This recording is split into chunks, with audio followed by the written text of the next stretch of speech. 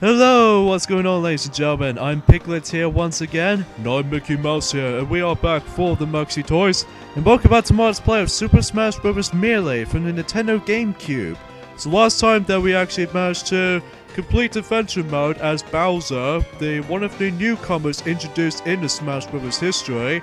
And today for this video is that we're about to be hit back into Classic Mode and select one of the returning characters so that, we'll just actually get one of the classic mode done in overtime. So, yeah, so let's get this thing going. And if you couldn't tell already, that this is actually a different main menu theme music, what you can hear right now. Basically, in order to actually unlock that specific menu theme, is by basically you're gonna have to unlock everything, like getting all trophies, getting every single stuff that's been completed, all the characters unlocked, and all that kinds of stuff. So anyway. So today for this video session is that we're about to be playing as Link in Classic Mode.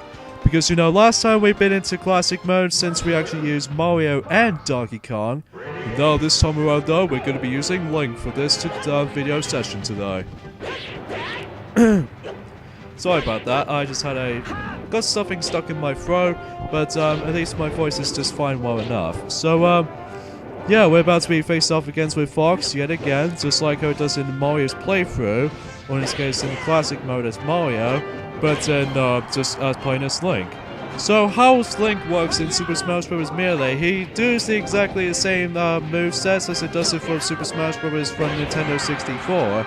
Like, he can still actually perform himself the bomb while just pressing down and B. B is just simple, just the usual the bow and arrow, and also not to mention the up and B can actually perform themselves a up slash attack. But in addition to the the side B attacks introduced into this game, that now he has a side B attack known as the boomerang, so that he can actually just distract the opponent when they're temporarily in midair. So yeah, here we're on to the new type of stage we've actually been into. This is actually called Foresight, which was based off of another Earthbound level. So yeah, it's kind of interesting that we're actually going to be fighting against these other fighters during the buildings of the city. So yeah, that's kind of interesting. Yeah, I apologize for the bit of a lag going on, or in this case a sprite flickering, or sprite glitches every now and then, folks. It's just basically, it always happens every time when we actually play like something related to Nintendo GameCube stuff or something like this. Although it's mostly because it's all in retro things or something like this. And it's probably worth knowing for right now is the fact that my voice is actually going a bit funny today. Is because, well, for one thing, I've already mentioned this before, is that I got something stuck in my throat, so I really need to fix my throat at some point until I get my voice is actually cleared.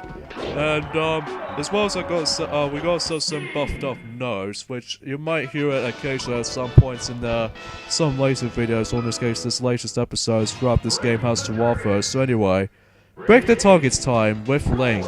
So, we don't have to worry about this, you know the one in Super Smash Bros. For Nintendo 64 that you need to actually use the bomb in order to get the last target? Well, this stage is actually a little bit more balanced this time around, at least for me anyway. But you still can use the bomb whenever you wanted to, but it's quite optional really. So, yeah, that's all there is to it basically with this particular level, so even then though, that's not much we can discuss. So, hooray, we got a new record. And actually, I was quite surprised about that, naturally. So yeah, definitely worth knowing for. We're fighting against with Bowser, where we actually did select him from before, since the Adventure Mode. So, yeah, it's pretty interesting.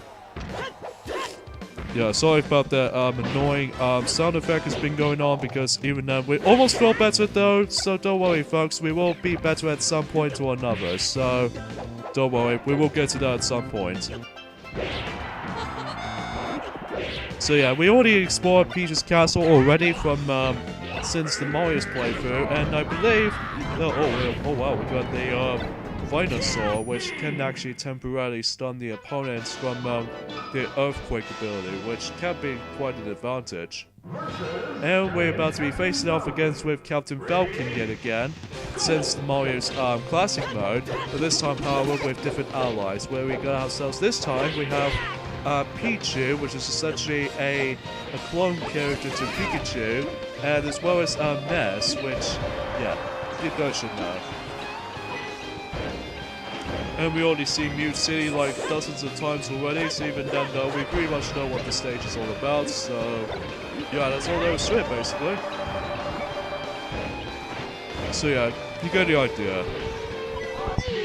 Wow, 217% damage. That's actually quite a lot by the comparison. Alright, grab a trophy now. So let's just go ahead and grab some of those. So, I wonder how much trophies we can possibly get. Although there's one from The Legend of Zelda Ocarina of Time if I remember rightly, but somehow we actually missed that one out. And I actually got one of the F-Zero Racer trophies, and as well as I've missed out on Zero One vehicle from Pokemon Snap, which is unfortunate. Alright, so next up we're fighting against is Jigglypuff, another returning character since the N64 version. She's pathetically easy right there, like we beat her for under 10 seconds. Oh wow, that was quite pathetic. Well, at least I'm assuming it because of Link's sword sticking up from the top or the bottom. Anyway, here we are against with Team Luigi, which takes place into another new stage, which was called Mushroom Kingdom 2, which that was usually takes place in Super Mario Bros. 2, aka Super Mario Bros. USA from Japan version. Because the reason why I say that is because, although I will say though, is that the sprite visuals in this level is sort of heavily borrows from, I think it's somewhat of a mixture, although it did heavily borrow the music from the NES version of Super Mario Bros. 2. And then the sprites, in this case the visual standpoint, in this level it takes place almost heavily borrowed from Super Mario All-Stars version of Super Mario Bros. 2. So yeah, that's how that works. No, there are a couple of emphasis on, like, you know, you can actually ride onto that carpet as a part of the platform, which I seem not to remember any sort of common enemies in Super Mario Bros. 2, because I haven't been onto Super Mario Bros. 2 for a long period of time. But even then, we did already own it, and including the likes of Super Mario Advance 1 from the Game Boy Advance. So, yeah, all you do in this battle is basically just knock down 10 of those Luigis, and it should be fine. Wow, that screw tigers can be quite an advantage with that team matches, which is kind of cool, obviously. So let's go ahead and deal with the race to the finish for the third time. So, and I believe this might actually be the only way that we can actually show off. Although we did show off like let's just say we showed off 2 routes immediately already. So now let's go ahead and showcase off the third and final route, which is easily down there. So, and I believe out of all the other sections we've actually been into for the forks in the road, the third section will have to be one of the hardest of the bunch. Assuming if you actually try to use these handy characters like Kirby, which we'll get into later, as well as Jigglypuff, which we'll also get into later. So for now on, we're just going to have to just get to this section right here, because the only trick I found with this level, or in this case this section of Race to the Finish, is the fact that there's way too many tricky platforms to actually time with, as well as there's a giant bottomless pit though, so you're going to have to be very careful most of the time. So now we face up against with Metal Mario, a reference to the N64 version of Super Smash Bros. As a part of the second boss fight. But even then, though, that he's pathetically easier as opposed to the original game. Alright, so here we go with Master Hand for a third time in a row. Since we didn't lose any stock, and plus we actually made our way to Master Hand quicker, so I think this might be the better advantage to actually get ourselves to fight Crazy Hand as soon as we actually drain half of the Master Hand's health. And if after we do that, then we should be able to clarify that how we can actually fight against with Crazy Hand for a third time. So, especially in this playthrough's case. So, you know. Alright, so do we get ourselves with it? Yep, we do. But even then, though, it does waste your time for like 5 seconds. But we still got plenty of time, though. 4 minutes, which should be a nice little addition. So, yeah. I believe we haven't mentioned this before in the beginning of this for this Let's Play, is the fact that I highly recommend you take down Master Hand first, before you actually get into Crazy Hand, because when you do Crazy Hands in the, like, drain his health away, then taking all of the health away from Master Hand, but even then, that might be kind of a more likely a chaotic mess. which that might be the case for this point right here. So this is not... Oh, great. I think we actually lose life from that part. Assumingly, if we actually just get chucked away by the... Does he actually have some sparkly sprinkles? Okay, that seems rather odd.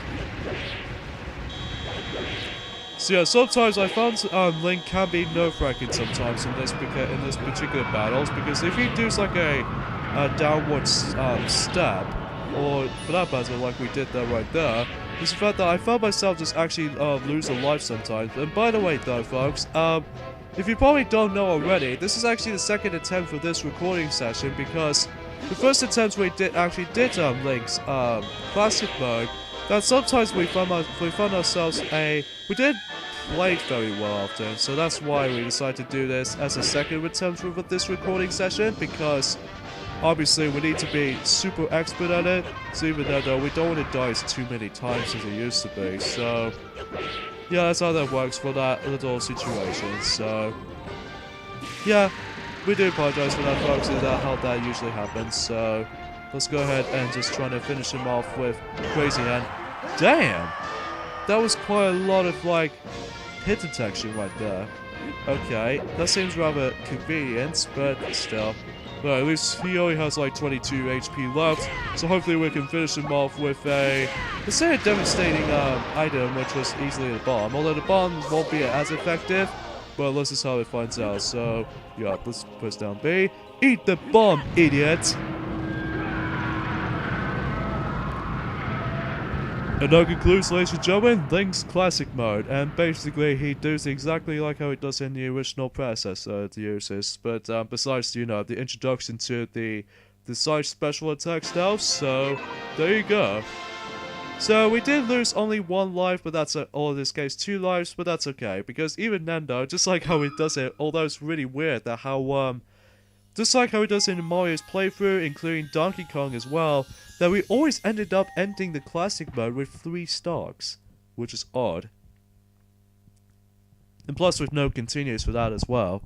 So, yeah, that's it for Link.